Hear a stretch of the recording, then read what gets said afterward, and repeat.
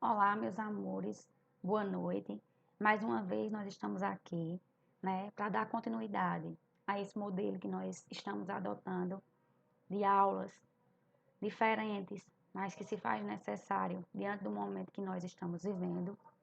E assim como nós combinamos na aula passada, hoje nós vamos falar um pouco referente à palestra que vocês assistiram, da professora doutora em farmacologia Natália, e é um tema de extrema relevância para todos nós, nesse momento que nós estamos vivendo, não só como profissionais farmacêuticos, mas como pessoas, como pacientes e principalmente como profissionais da saúde, né? É um momento de muitas novidades, muitos termos novos, muitas coisas novas surgindo, uma doença que vem mexendo e preocupando o mundo inteiro, né? Nós sabemos que 100% comprovado, né, os medicamentos ainda estão em fase de testes, de análise, de estudos. Então, a gente vai ver alguns aspectos farmacológicos, alguns fármacos que estão sendo utilizados para o tratamento da Covid-19, sabendo que estes apresentam inúmeros efeitos colaterais por serem medicamentos que são utilizados para o tratamento de outras patologias, não especificamente foram criados para o tratamento da Covid-19, porque nós sabemos que para um fármaco ele ser lançado no mercado, ele passa mais ou menos 18 anos em estudos, em testes, in vitro, em vivo, até que ele chegue na fase de comercialização, né? Para que possamos ter acesso a esses medicamentos. Então, eu acho importante a gente falar hoje sobre essas opções farmacológicas que estão sendo utilizadas no momento, porque além de futuros profissionais farmacêuticos, né? Muitas pessoas nos fazem perguntas sobre esses temas. Quando a gente liga a televisão, é o que mais se fala, né? É, cloroquina, hidroxicloroquina, a gente viu aí a questão de tantas pessoas que fizeram a automedicação com esses medicamentos, atrapalhando até aqueles que precisam dessas medicações para o tratamento de patologias, né, que essas pessoas possuem. Então, nós vamos falar hoje um pouquinho sobre as opções farmacológicas que nós temos no momento para o tratamento da Covid-19, certo? A gente vai falar aqui fazendo um levantamento bibliográfico sobre os principais medicamentos e terapias que estão sendo estudadas e discutidas para o tratamento da Covid-19. Né? No início, a gente ouviu falar que, de maneira alguma, era para se utilizar ibuprofeno, né? Os medicamentos de primeira escolha, nós sabemos que foram o paracetamol e a dipirona, isso para tratar os sintomas, né? Sabendo que existem pessoas também que são assintomáticas, ou seja, apresentam o vírus, têm contato com o vírus, se contamina e não desenvolve praticamente nenhum sintoma. Então, os fármacos que estão sendo utilizados hoje são fármacos de uso off-label, que isso quer dizer o quê? Eles são utilizados para outras patologias, mas enquanto não se estuda e não surge um medicamento especificamente para o tratamento da COVID, nós precisamos ir fazendo uso desses fármacos para aliviar e tratar essas pessoas contaminadas com a Covid-19. Então, nós sabemos que já tem medicamentos que estão em fase bem avançada de estudo, né? Aqui no Brasil tinha sido liberado o uso da cloroquina e hidroxicloroquina e agora nós já vimos que esse uso ele foi suspenso, né? Então, mas tem outros medicamentos, ao decorrer da nossa aula nós vamos falar que estão sendo utilizados, já estão em fase avançada de estudo, e são os fármacos que nós temos agora de escolha para o momento, até que surja uma vacina ou que surja um medicamento específico para o tratamento da Covid-19. Então, para que isso aconteça, é necessário inúmeros testes, é necessário que existam inúmeras pesquisas, né? Então, a gente vai falar um pouquinho sobre isso, um pouquinho sobre o mecanismo de ação desses fármacos e uma das coisas muito importantes que a gente pode observar, após as pessoas, os pacientes fazerem uso dessas medicações, elas apresentam diversos efeitos colaterais, né? Como a grande maioria dos medicamentos, de uma forma geral, elas já fazem com que as pessoas apresentem esses efeitos, né? E o pior disso, o uso irracional. Tem pessoas que estão utilizando esses medicamentos sem estarem nem contaminados e nem ter necessidade, nem ter um acompanhamento médico né? Então, estão fazendo uso de forma irracional, onde nós já falamos diversas vezes nas nossas aulas passadas que isso deve ser evitado para evitar resistência, intoxicação, podendo levar até o paciente a óbito.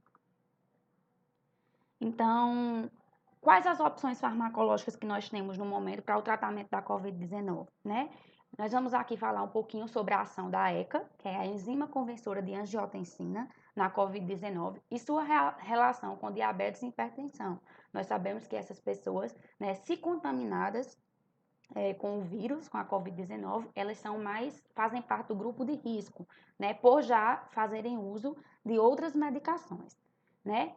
A subfamília do coronavírus, ela é classificada em 4 gêneros, que são alfa, beta, gama e delta. Nós sabemos que os vírus que contaminam nós, seres humanos, fazem parte do gênero alfa e beta, né? Que é o SARS-CoV-2. Quando vocês viram na aula passada, na palestra passada, falou um pouquinho sobre a questão morfológica, o porquê do coronavírus receber esse nome, né? Porque a estrutura se assemelha a uma coroa.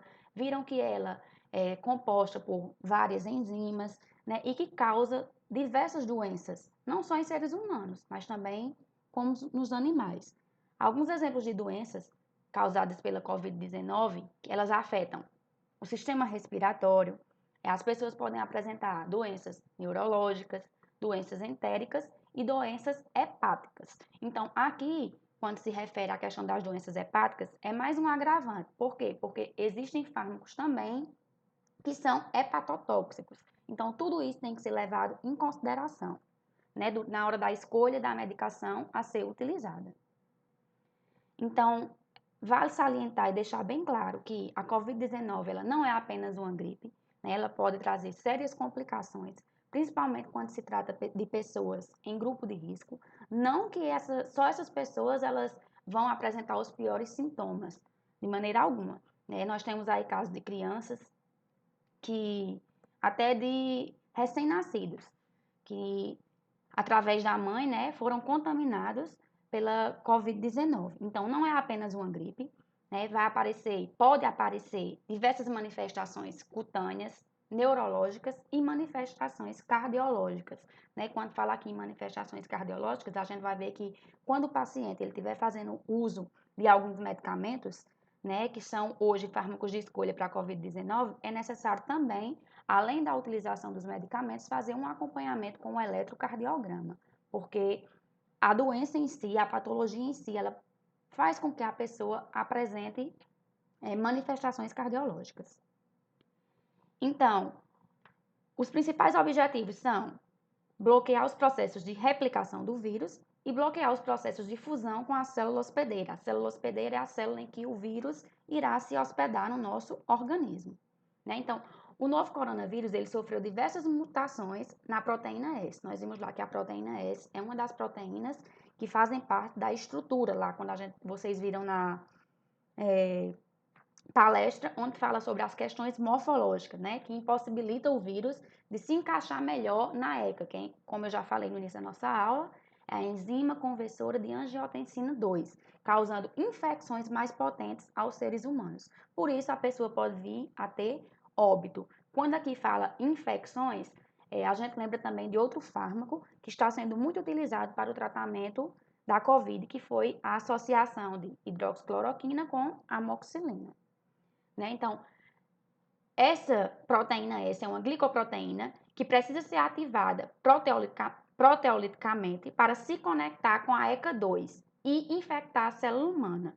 Para que isso ocorra, faz-se necessário o auxílio da proteína TMPRSS2, que é a proteína serinoprotease, né? Então, muitas drogas estão sendo testadas, mas de concreto, infelizmente, hoje nós ainda não temos nada, né? Como eu já falei no início, vários estudos estão sendo feitos, já tem vários estudos avançados, né? Bem avançados, com diagnósticos, com resultados semelhantes, mas infelizmente de concreto nós ainda não temos nada. Não temos nenhum medicamento que seja 100% eficaz e seguro para o tratamento da Covid-19. Isso nos preocupa muito, porque, como eu já falei, os fármacos que estão sendo utilizados hoje, eles estão sendo feitos apenas o uso off-label, né? É um uso imediato, por conta dos sintomas que os pacientes vêm apresentando e por saber que aqueles fármacos, eles já atuam basicamente promovendo aquele mecanismo de ação, né? Mas hoje nós não temos nenhum medicamento que seja 100% eficaz e seguro para o tratamento da Covid-19. Então, fármacos recomendados de acordo com o Ministério da Saúde. Nós já vimos aí vários, né, que apresentam desde o surgimento da doença.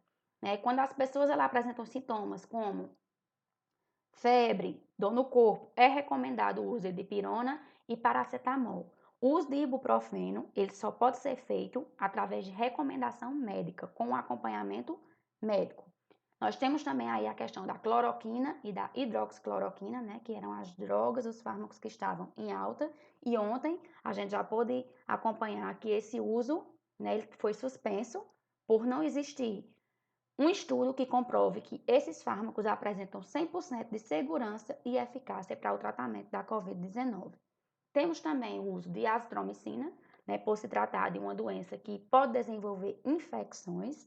E hoje nós temos aqui a bola da vez, né, que já foi testada lá nos Estados Unidos, que a terapia mais promissora hoje para o tratamento da Covid-19 é o Remdesivir, que já foi utilizado lá nos Estados Unidos e já foi até liberado, né? A empresa hoje que está produzindo teve até aí um grande aumento no dólar, investimento na bolsa de valores, né? Porque nós sabemos também do grande interesse que tem ainda a indústria farmacêutica, do tanto que está sendo arrecadado nesse momento, né? Que recomenda uma droga. Quando menos espera, acabou essa droga. Você não encontra nenhuma farmácia, nenhuma drogaria, até para as pessoas que precisariam daquele fármaco para o tratamento de doenças imunológicas, né, que estão ficando sem esse medicamento, ficaram sem esse medicamento. Nós vimos aí na internet pessoas fazendo campanhas para conseguir a hidroxicloroquina e cloroquina, que são utilizados para artrite reumatoide, para doenças autoimunes como lúpus, e essas pessoas acabaram ficando sem esse medicamento por conta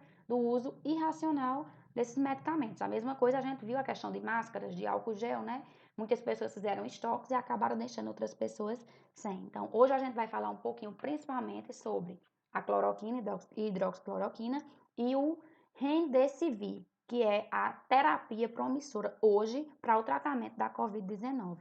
E nós vamos ver também que, infelizmente, é um fármaco que está sendo bem aceito, a utilização está sendo comprovada, né? Mas traz sérias preocupações. Por quê? Porque é um medicamento de alto custo. Então, como nós sabemos que a Covid-19 é uma doença que está acometendo diversos países, né? É uma pandemia, lembrando lá do que nós falamos da nossa disciplina passada de farmacoepidemiologia, né? Pandemia, que é uma doença quando ela atinge vários lugares, vários países do mundo, né? Então, vem nos preocupando, por quê? Porque o fármaco hoje de primeira escolha, ele possui alto custo. Então, como vai ficar os países subdesenvolvidos, né?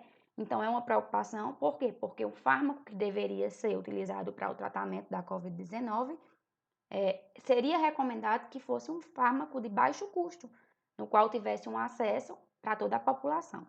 Mas aí, novos estudos virão, né? São só informações que eu tenho que trazer para vocês e, infelizmente, nosso futuro ainda é incerto, né?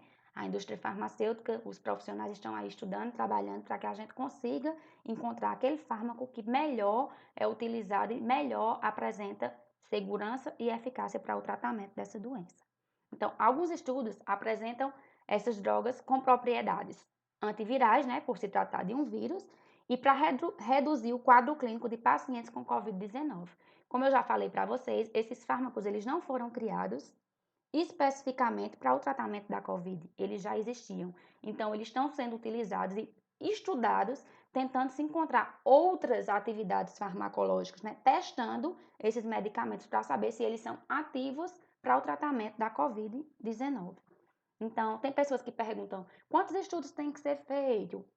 Isso vai demorar ainda, infelizmente, porque a gente só vai ter um medicamento 100% recomendado quando ele for provado que ele é 100% seguro e eficaz para o tratamento da patologia. Então, hoje nós já temos 12 tratamentos potenciais para o Covid-19 que estão sendo testados. Lembrando que ainda não existe uma terapia 100% eficaz comprovada. Então, é uma grande preocupação, né? Todo mundo está aí preocupado, como a gente vai se virar, como a gente vai viver durante esse período, mas é uma dura realidade que nós temos que enfrentar, sabendo que nós vamos ter que aprender a conviver, né, com essa virose, porque nós não sabemos nem quando ela vai embora, nem quando é o pico. Então, nossa vida tem que continuar, nossos trabalhos têm que continuar, e é uma crise inevitável, né? Que nós sabemos que já está aí impactando diretamente na nossa economia, no nosso financeiro, e infelizmente nós não sabemos nem como será o nosso futuro e nem quando tudo isso irá passar. Então, quando se fala de uma crise global, né? Aqui a gente remete à crise de 1918, quando surgiu a gripe.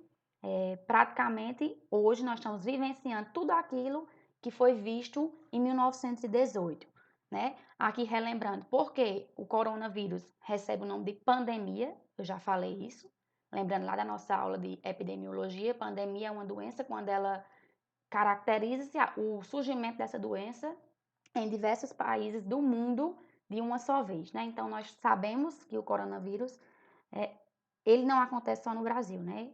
Em vários países, então por isso é uma pandemia. Então, voltando lá à questão da comparação do coronavírus com a gripe em 1918, né? No mesmo período nós tínhamos o que nós vemos hoje, né? Que são hospitais lotados, a falta de EPIs, que são os equipamentos de proteção individual, faltando medicamento, né? Porque hoje, às vezes, nós ainda temos alguns medicamentos, mas esses não são 100% seguros e eficazes. Estão sendo utilizados como fármacos de escolha para o tratamento dessa patologia. Infelizmente, faz com que as pessoas acreditem que qualquer medicamento que seja testado in vitro, ele vai trazer a cura milagrosa para o coronavírus. E nós sabemos que não é assim. E está contribuindo cada vez mais para o uso irracional de medicamentos, sabendo que antes do coronavírus, né, a depressão era a doença do século, a doença que mais vinha matando e preocupando a população. Então, imagine hoje quantas pessoas, após tudo isso passar, também não apresentarão sintomas e já se encontram em crises de ansiedade, de depressão. Então, cada vez mais cresce o uso irracional de medicamentos, tanto pelo momento que nós estamos vivendo, como algumas pessoas que fazem uso acreditando que esses fármacos, eles servem de medidas preventivas para prevenir essa patologia. Nós sabemos que não, eles são utilizados para o tratamento. O que nós temos hoje de prevenção é apenas o uso de máscaras, a lavagem, primeiramente, das mãos, a higienização pessoal, né, lavagem das mãos, o uso de álcool gel quando for necessário sair de casa, mas medidas preventivas são isso. Vacina nós não temos, já os fármacos eles são utilizados para o tratamento. Infelizmente, algumas pessoas não têm essa visão e estão utilizando e comprando de forma irracional esses medicamentos e fazendo com que algumas pessoas que realmente necessitem dessa medicação fiquem sem, por faltarem na farmácia. Né? Sem contar que cada vez mais quem está fazendo esse uso irracional está adquirindo resistência microbiana, né? Está criando resistência a esses tipos de medicamentos. Então, tudo isso ele vai mudando muito rápido de acordo com as publicações feitas. Então, o que pode ser hoje, pode não ser mais amanhã. Como eu já falei para vocês, né? Estava aí em alta, era só o que passava na televisão, o uso da cloroquina e hidroxicloroquina, e agora já foi suspenso, né? Então, é tudo muito novo para nós profissionais da saúde, para a população, para os médicos, então para todo mundo que está vivendo isso, porque é uma doença nova, é uma doença que chegou agora, então nós vamos ainda sofrer muito, infelizmente, até que um medicamento ou uma vacina venha a ser produzida, né? Então, como eu já falei, estudos que comprovem a segurança e eficácia dessas drogas, não tem ainda nenhum estudo que comprove 100% que elas são seguras e eficazes. Mais um cuidado aí, voltando a falar com relação à automedicação, né? Por quê? Porque a automedicação ela pode trazer diversas complicações, diversos efeitos colaterais, resistência, né, ao nosso organismo, pode trazer intoxicação, sendo necessário fazer uma lavagem gástrica, nós já falamos isso na sala de aula, e podendo levar até a pessoa a óbito, né? Então, essas pessoas que já são portadoras de diabetes, hipertensas, que já fazem uso de medicação de rotina, tiverem fazendo uso de esses medicamentos de forma irracional. Então, pode contribuir para o surgimento de outras patologias. Então, está acontecendo um estudo, né, estudo de solidariedade, que está acontecendo no mundo inteiro. Como é uma pandemia, uma doença que preocupa não só o nosso país, né? Esse estudo, ele é organizado pela Organização Mundial da Saúde e é um estudo clínico internacional, a fim de encontrar evidências que mostrem algo que comprove que os medicamentos estão tendo eficácia e segurança. Então, vai demorar um pouco, mas eu acredito que vai chegar um momento que vai ser escolhido um fármaco mais adequado e que seja, nem que não chegue a esse 100% de segurança e eficácia, mas que pelo menos também apresente um número menor de efeitos colaterais. Então, esse estudo ele vem sendo realizado em mais de 100 países, onde 4 opções de tratamentos estão sendo estudadas, né? 4 opções de tratamentos ativos, que é o Remdesivir, como eu falei para vocês, é a bola da vez, cloroquina ou hidroxicloroquina, lopinavir e ritonavir, né? E aqui novamente a associação de lopinavir, ritonavir mais interferon beta. Tudo isso é buscando resultados sólidos, resultados concretos, para que a gente possa chegar a uma escolha, a um surgimento ou a um estudo que comprove o fármaco que é mais eficaz, que é 100% seguro para o tratamento da Covid-19.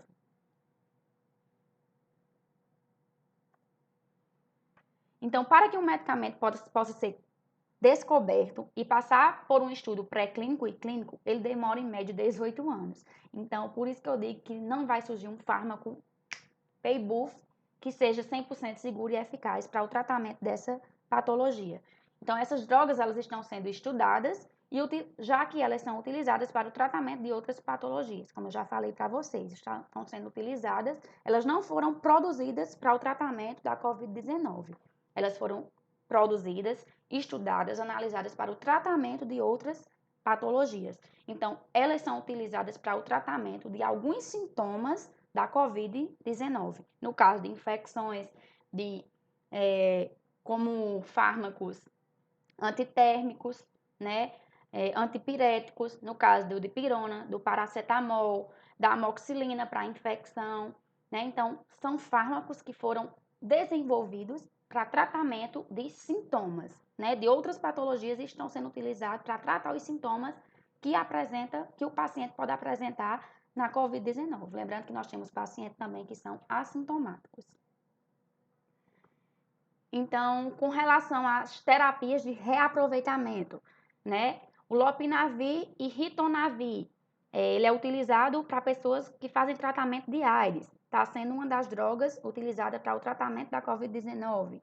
O Remdesivir, lembrando que tem um errozinho aqui, é um M, certo? Utilizado para SARS-CoV-2 e MERS e também para o tratamento de ebola.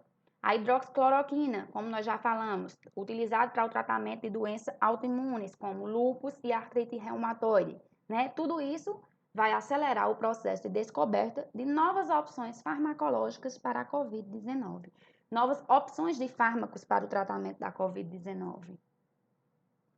Então, as drogas estudadas para tratamento da Covid-19, preconizadas pelo Ministério da Saúde. Nós vamos ter dipirona, paracetamol, heparina, anticolinérgicos, antitussígenos, né? Tudo isso drogas que são utilizadas quando o paciente apresenta sintomas, quando o paciente é sintomático. Então, aqui nós temos, né? Com relação ao tratamento da Covid-19, como eu já falei, nós não temos nenhum fármaco utilizado para prevenção. O que nós utilizamos como prevenção? O uso de vitaminas para melhorar a nossa imunidade, o nosso sistema imunológico. Então, hoje, todos os fármacos que nós temos, eles são para tratar os sintomas, para dar suporte ao paciente, para que ele possa melhorar o quadro clínico. Então, os fármacos que estão sendo estudados, eles possuem atividades antiviral e são fármacos imunomoduladores. O que seriam esses fármacos imunomoduladores? São aqueles que vão estimular o nosso sistema imunológico, a produção de interleucinas, citocinas, né? Então, a gente vai ver que está tendo um estudo voltado também para essa questão dos fármacos imunomoduladores. Aqui nós temos os fármacos que estão sendo utilizados para os pacientes que apresentam sintomas. Nós temos os analgésicos antitérmicos, como o paracetamol e a dipirona, o omeprazol, anticolinérgicos, anticoagulantes, no caso da heparina, né, para pessoas que apresentam problemas na coagulação. E aqui nós temos os antivirais, que estão sendo estudados, e os imunomoduladores. Antivirais, nós vamos ter o Remdesivir, cloroquina ou hidroxicloroquina, favipiravir, ribavirin, neofinavir, lopinavir associado com ritonavir, mecilato de camostato,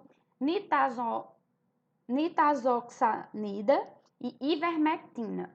Os fármacos imunomoduladores, nós temos o interferon alfa e beta.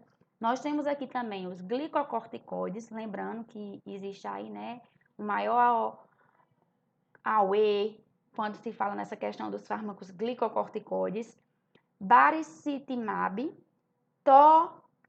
tocilizumab, e temos também a terapia com plasma convalescente, né? Nós vimos aí no jornal nos últimos dias pessoas que já foram contaminadas com Covid-19 e pessoas também que não foram doando o seu plasma para que façam estudos utilizando e comparando o plasma de pacientes infectados e de pacientes não infectados para tentar aí o estudo de uma vacina, né? O estudo para que venha ser produzida uma vacina. Aí é mostrando com relação ao Remdesivir, né? Como eu falei, a droga promissora, é o fármaco promissor que já foi testado, né? E provado nos Estados Unidos, mostrando várias reportagens em que mostra, né, que os Estados Unidos aprovam o uso desse remédio para pacientes com coronavírus e lá já foi liberado, né? Então aqui mostra várias manchetes mostrando que esse fármaco está sendo bem aceito, mas com uma grande preocupação, como eu já falei para vocês, a questão do alto custo. Né? Os Estados Unidos aprovaram o uso do Remdesivir para o tratamento de pacientes com coronavírus grave. Né? Ele se mostra mais potente in vitro que a hidroxicloroquina. O uso desse fármaco é intravenoso e é usado para o tratamento de ebola, SARS-CoV-2 e MERS e é contraindicado para pacientes hepatopatas, né? Para pacientes que têm insuficiência, questão de problemas no fígado. E um grande problema que eu já adiantei para vocês é o custo desse medicamento, né? Por ser de alto custo. Então, o mecanismo de ação do Remdesivir, ele é um profármaco, ou seja, ele só vai ser ativado quando ele se transformar na sua formativa, né? Que ao entrar no citoplasma, ele vai bloquear as moléculas de RNA, polimerase e RNA dependente, impedindo a replicação viral. Ou seja, ele só se torna ativo quando ele passa de profármaco para a sua forma ativa, né? Através do bloqueio do RNA polimerase e RNA dependente, impedindo assim que ocorra a replicação do vírus, né? O Remdesivir, ele atua bloqueando, especificamente o mecanismo de ação é bloquear a replicação viral. Só que apresenta também efeitos colaterais graves, como os distúrbios hepáticos, aumento das aminotransferases e distúrbios gastrointestinais. Como todo e qualquer fármaco, né? É um fármaco de ótima escolha, mas também apresenta efeitos colaterais graves. Esse fármaco ele vem mostrando que o tempo de internação desses pacientes com coronavírus ele está sendo reduzido após o uso dessa medicação. Pessoas que ficavam internas cerca de 15 dias agora passam a ficar por 11 dias. Os pacientes eles vêm apresentando uma melhora na ventilação mecânica, né? Uma melhora na questão da dificuldade para respirar, vem apresentando resultados respiratórios mais significantes, evoluídos, e precisa de um tempo e de mais trabalhos para ser comprovada a segurança e eficácia dessa droga nos pacientes. Como eu já disse para vocês, é tudo muito novo, né? Então, tudo precisa de tempo, de estudo, de trabalho, infelizmente, de paciência. E muitas pessoas ainda vão a óbito, muitas famílias vão perder entes queridos, porque tem gente que ainda está brincando, acreditando que o Covid-19 não mata e que não é uma realidade que está tão próxima de todos nós. E pior do que tudo isso, ele é invisível aos nossos olhos, né? Então, com relação à cloroquina, também surgiram diversas manchetes mostrando que a cloroquina tanto tem resultados bons como tem maus resultados, né? Lá nos Estados Unidos, ó, o primeiro estudo mostra aqui que a cloroquina tem maus resultados contra o coronavírus em estudo feito nos EUAs. Estudo com hidroxicloroquina em pacientes leves pode prevenir internação. Então, tem essa controvérsia, por isso que o uso da cloroquina, no momento, ele foi suspenso, de acordo com a Organização Mundial de Saúde, o Ministério da Saúde. Então, a cloroquina, ela vinha sendo utilizada, sempre foi utilizada para o tratamento de malária e doenças autoimunes, como artrite reumatoide e lúpus, né? Como eu já citei anteriormente para vocês. Pode causar cardiotoxicidade, então, pessoas quando estão fazendo uso de cloroquina ou hidroxicloroquina, é necessário também o acompanhamento com eletrocardiograma para ver a questão das alterações dos batimentos cardíacos. Estão sendo utilizados como off-label, né, para o tratamento de COVID moderado e grave. Esse uso off-label é um uso imediato, é um uso que é necessário diante do momento por não ter um outro fármaco de escolha, né? E esses fármacos, eles apresentam efeitos imunomodulador, como eu já falei, esses efeitos imunomoduladores, eles vão estimular a questão do nosso sistema imunológico, aumentando a produção de interleucinas e de citocinas, né, desencadeando o processo de produção de várias citocinas no nosso organismo. Então, o mecanismo de ação da hidroxicloroquina, ele consiste em impedir a ligação da proteína S com a enzima conversora de angiotensina, como nós já falamos, né? Ele vai impedir a ligação da proteína S, que vai se ligar lá na ECA2, né? Impedindo a disseminação da infecção, impedindo que o vírus ele se multiplique no nosso organismo, né? Segundo ponto, ele vai atuar nas bases fracas, né, que penetram nas vesículas endossômicas e se tornam protonadas, aumentando o pH e reduzindo a infecção e replicação viral, ou seja, na medida que ele entra nas vesículas endossômicas, eles aumentam o pH e reduz a infecção e replicação do vírus. E vai também atuar como um efeito imunomodulador, que eu já expliquei o que seria esse efeito para vocês.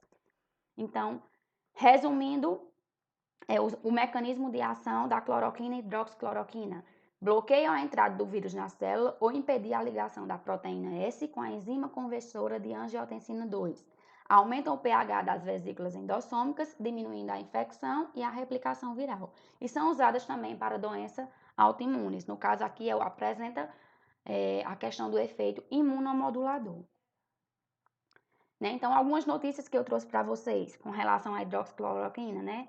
A Organização Mundial de Saúde, ela suspendeu esses testes, foi passar dessa informação ontem no jornal, eu estava assistindo e vi que foi suspenso. Né? Essa decisão ela foi tomada depois de um estudo em mais de 96 mil pacientes, mostrando que a substância ela não é eficaz contra a COVID e até aumenta o risco de morte. Como eu falei para vocês, é necessário, quando se faz o uso desse medicamento, fazer também um acompanhamento das questões cardíacas, né? Necessário o acompanhamento com eletrocardiograma, porque a hidroxicloroquina, o Reuquinol, ele não foi criado para o tratamento da COVID, ele foi criado para o tratamento de doenças autoimunes. Outra notícia importante para vocês, né, que alterações na placenta de gestantes com COVID-19, um estudo mostra que 16 grávidas que testaram positivo para a doença mostram o fluxo sanguíneo anormal entre as mães e os bebês no útero, ou seja, essa questão da comunicação que existe entre a mãe e o filho através da placenta tem uma mudança quando a mãe está contaminada com o coronavírus. E o Brasil hoje ele tem 7 vezes mais lugares contaminados por Covid-19 do que no início da pandemia, né? Essa pesquisa ela aponta números maiores que as estatísticas. Nós sabemos que existem diversos casos que estão aí subnotificados, assim como pessoas que apresentam sintomas da doença e não querem procurar ajuda, procurar os órgãos competentes, principalmente quando se trata de lugares pequenos, cidades pequenas, com medo da questão de notícias que vão sair, de serem identificadas, né? E sem contar o número de pessoas que são assintomáticas, ou seja, que têm contato com o vírus, que desenvolvem a doença e que nem ela mesma sabe. Né? Então, qual seria a droga ideal para a Covid-19? Né? Para hoje, como nós sabemos que a grande parte dos países são países subdesenvolvidos, a grande maioria, os países, imaginem aí, os países desenvolvidos, o número de mortes são altíssimos, quanto não vai chegar o número de pessoas que vão a óbito nos países subdesenvolvidos. Então, seria necessário que fosse criado um medicamento de baixo custo, né, que ele seja seguro e eficaz, e 100% seguro e eficaz, e que ele esteja disponível no mundo inteiro. O que venhamos e convenhamos não é algo fácil de acontecer diante da realidade que nós vivemos e diante de tudo que nós sabemos que acontecem, não só no nosso país, mas em todos os países, porque existem ainda países piores do que o nosso. Então, hoje eu vim trazer essa contribuição aqui para vocês, para servir também um pouco de alerta, para que a gente oriente as pessoas, quem for dono de farmácia, quem não for, quem trabalhar em farmácia, para que tenham cuidado com essa questão do uso irracional de medicamentos, para que a gente possa esclarecer que esses fármacos que estão sendo utilizados estão sendo feito uso por não existir ainda um fármaco 100% seguro e eficaz, mas que eles apresentam diversos efeitos colaterais, podem trazer diversas complicações para o nosso organismo, né? E lembrando que esses fármacos eles são utilizados para o tratamento e não para a prevenção. Como eu já falei, hoje para a prevenção nós só temos lavagem das mãos, uso de máscara, uso de álcool gel e tentar melhorar o nosso sistema imunológico com a ingestão de alimentos ricos em vitamina C, vitamina D, né? Uso de vitamina C, uso de vitamina D, tomar suco, tentar de uma maneira mais saudável, evitar esse uso irracional de medicamentos. Então, hoje, pessoal, era isso que eu tinha para trazer para vocês, dizer que eu estou com muita saudade de todos. Espero que tudo isso passe, que a gente possa voltar a nos reencontrar e que eu estou com muita saudade de todos vocês. Um beijo no coração de todos.